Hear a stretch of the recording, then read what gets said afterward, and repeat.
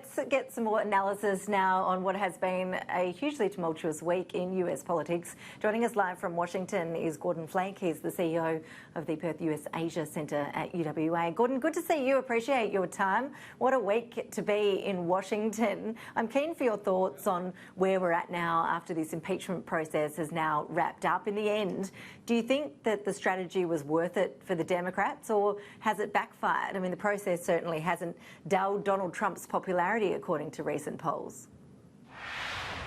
Well, you're absolutely right. It has been a fantastically interesting week to be in Washington, D.C. I'm not sure that I would describe it as necessarily pleasant. But between the State of the Union yesterday, the impeachment proceedings today, it's certainly a town all abuzz. I would question the use of the word strategy. I don't know that this is something that I would describe as a Democratic strategy or even a strategy by Nancy Pelosi. I think it's kind of well reported that the leadership of the Democratic Party, despite some individual voices screaming impeachment from the very beginning, were always deeply skeptical of this particular approach. And I think they felt they really had no option other than to go down this route.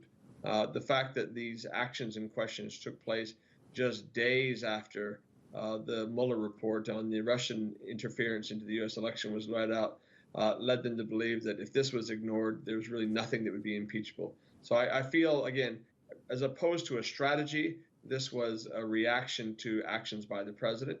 I don't know that anybody from the outset thought that the chances were high that the president was going to be removed.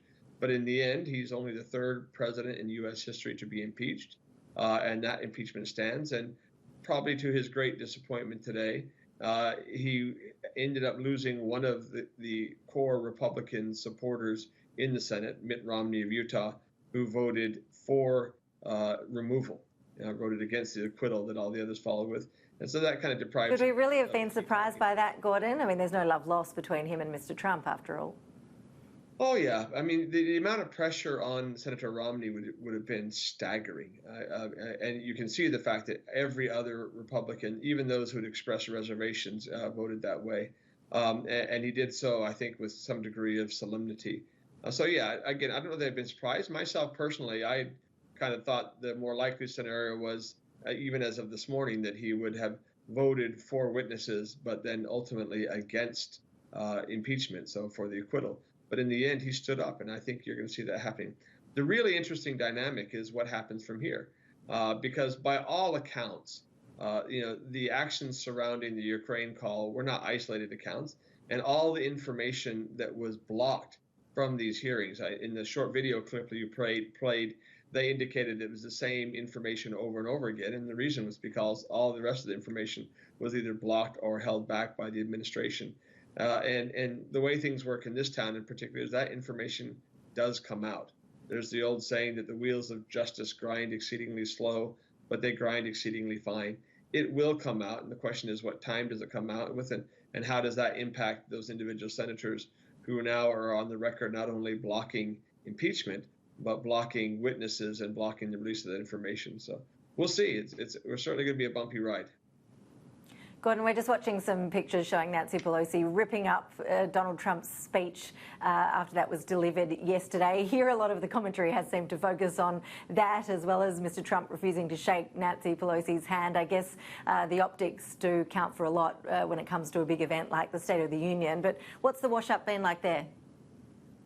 Well, a similar, breathless reporting on the effect. I mean, on the one hand, in this current political era where outrages are daily, and particularly from the current denizens of the White House, the notion that somehow we as a nation should be aghast and offended because someone tore a piece of paper seems to me to ignore, what happens almost, again, not daily, hourly in the White House itself or in the rest of the process.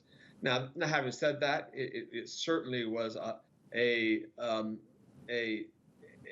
clear indication of how partisan things have become and how low the relationship has become. So whether it's a handshake or a torn paper, we're in for a highly divided era, and that is just one further indication of how polarized this country has become. Meantime, are the Democrats still in damage control, Gordon, after the Iowa caucus vote count debacle earlier in the week? They certainly are. And the pace of the primary campaigns for the Democratic Party really picks up right now. So while we're in damage control, there's not a lot of time to breathe. All attention now is turning to the primaries in New Hampshire, and then shortly thereafter we'll be focusing on South Carolina, then Super Tuesday. So it's not like damage control is the only message on there, but clearly if you were wanting to juxtapose a dynamic, united party in opposition to Donald Trump, the debacle in Iowa was not the way you want to do it, and it's something that's going to cost individual candidates quite a bit. And what does happen now to the likes of Joe Biden after such a poor showing at Iowa? I mean, Pete Buttigieg was the real success story, it seems, but do we now see funding pulled, for example, from some of those candidates who didn't perform well? It's interesting. In a traditional election season, you would see a significant number of candidates dropping out, having performed poorly in Iowa. I think in some respects, the debacle has given them an extended lease on life because they can say that everything was muddled, and now they're focusing on the next election. Ultimately, it does come down to funding, whether or not Biden can bounce back or not. I wouldn't draw any definitive conclusions out of Iowa alone. I think you're going to see most of the major candidates stay in through New Hampshire, through South Carolina, and ultimately probably through Super Tuesday.